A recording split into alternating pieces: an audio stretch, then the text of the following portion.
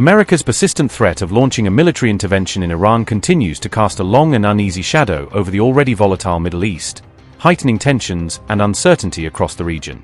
Iranian and Qatari officials held crucial discussions amid alarming reports suggesting that more than 2,000 protesters have tragically lost their lives in the ongoing violent clashes across Iran. Ali Larijani, who serves as the Secretary of Iran's Supreme National Security Council, engaged in a detailed and high-level conversation with Qatar's Prime Minister about the deepening unrest and regional stability.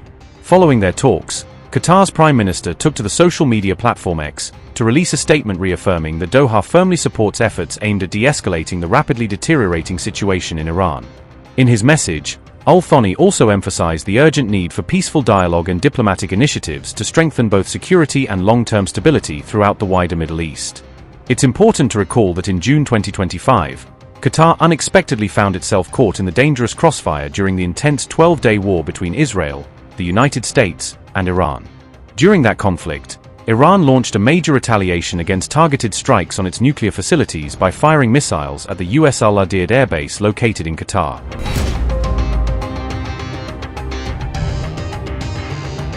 According to recent reports, the Iranian government's severe crackdown on widespread protests has now claimed the lives of more than 2,000 people, sparking international concern and condemnation. The current wave of demonstrations, led primarily by shopkeepers and university students, erupted in response to Iran's collapsing economy and growing public frustration over declining living standards. On December 28, groups of angry shopkeepers flooded the streets to publicly express their rage against the country's steep currency devaluation and worsening economic conditions. Over the past year, Iran's national currency, the rial, has plummeted to an all-time record low, while inflation rates have soared to a staggering 40%, further deepening economic misery.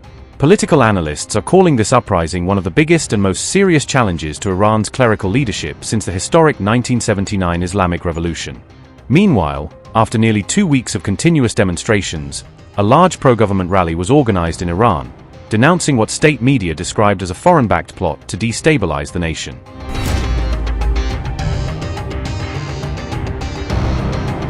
On January 13, US President Donald Trump publicly encouraged Iranian citizens to keep protesting, expressing his support for their movement against the current regime. Trump declared that help is on its way, and warned of taking very strong action should the Iranian government proceed with executing detained protesters. Just a day earlier, on January 12, Trump had announced a sweeping 25% tariff on any nation that continues to conduct trade or business dealings with Iran, further tightening economic pressure on Tehran.